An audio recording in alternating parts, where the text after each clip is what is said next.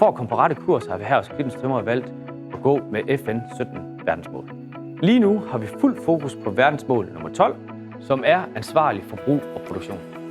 Kigger vi alle sammen på den sommer, vi har været igennem, så er det jo ikke nogen hemmelighed, at klimaforandringen kommer hurtigere, end vi alle sammen havde regnet med. Når vi er ude og købe materialer fra vores leverandør, så er det meget vigtigt for os, at vi er sikre på, at de produkter, vi går ud og køber, at det også er genanvendelige produkter.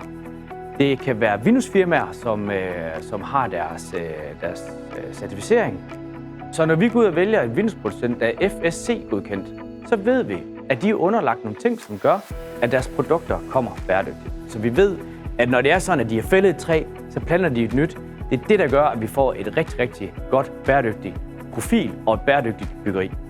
Hvis man går tilbage i tid, hvor man på byggepladserne skulle rydde op efter en afsluttende opgave, så nærmest tog man størstedelen af materialerne og smed det i den samme container.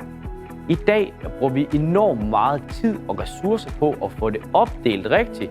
Faktisk allerede fra vi kører fra byggepladsen, får det lagt det rigtigt på traileren, så vi på genbrugspladsen kan få det placeret i de rigtige og respektive container, som gør, at det overskydende materiale har allerstørste sandsynlighed for at blive genbrugt i byggeriet.